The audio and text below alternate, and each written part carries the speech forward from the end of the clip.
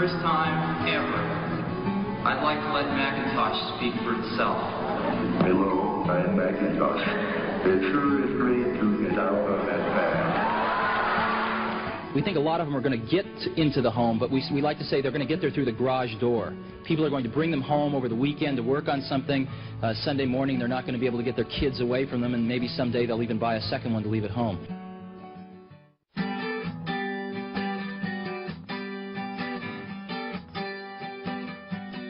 The strangest thing about Apple is it hasn't had a good consumer product.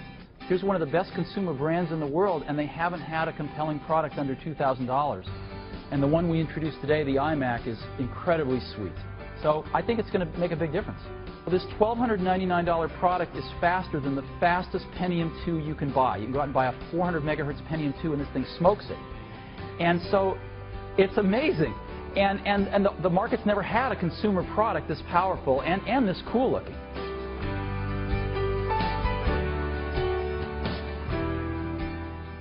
What is iPod? iPod is an MP3 music player, has CD quality music, and it plays all of the popular open formats of digital music. But the biggest thing about iPod is it holds 1,000 songs. Now this is a quantum leap because for most people it's their entire music library. This is huge. The coolest thing about iPod is that your entire music library fits in your pocket.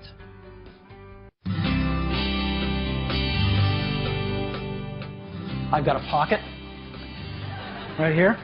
Now this pocket's been the one that your iPod's gone in, traditionally. The iPod and the iPod mini fit great in there. You ever wonder what this pocket's for? I've always wondered that.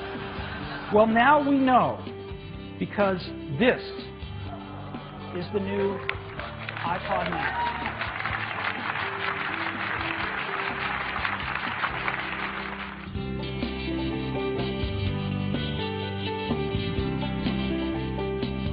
Today, Apple is going to reinvent the phone. An iPod, a phone, and an internet communicator. An iPod, a phone. Are you getting it?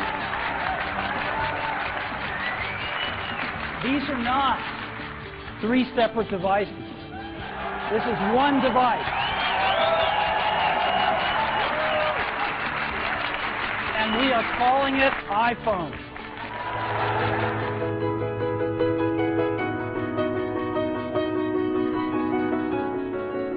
And the question has arisen lately, is there room for a third category of device in the middle? Something that's between a laptop and a smartphone. And of course, we've pondered this question for years as well. The bar is pretty high. In order to really create a new category of devices, those devices are going to have to be far better at doing some key tasks. And we call it the iPad. And what this device does is extraordinary. You can browse the web with it. It is the best browsing experience you've ever had. It's phenomenal to see a whole web page right in front of you, and you can manipulate with your fingers. It's unbelievably great. Way better than a laptop. Way better than a smartphone.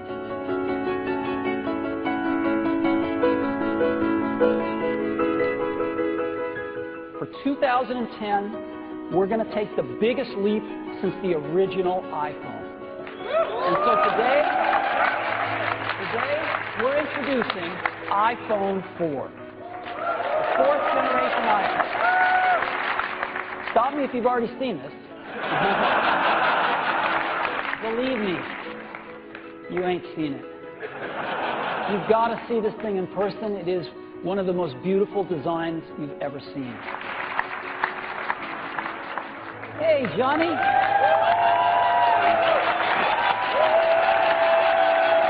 I grew up here in the U.S. with the Jetsons and with Star Trek and communicators, and just dreaming about this. You know, and it's dreaming about now. Video calling.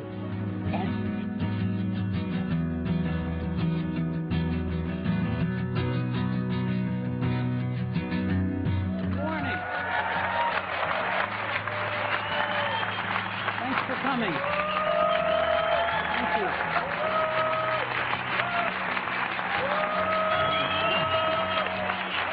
Thank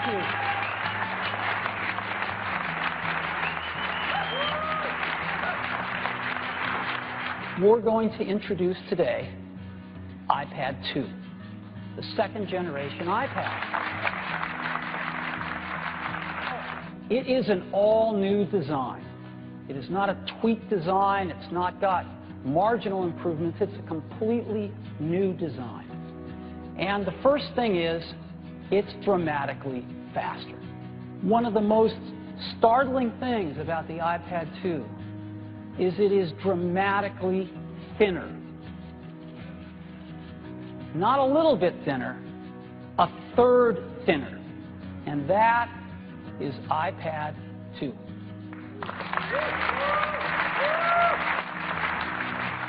As always, I'd also like to thank everyone's families because they support us and let us do what we love to do. So thank you very much to our extended families out there who make it possible for us to work our tails off making these great products for you. Vietnam Newsock.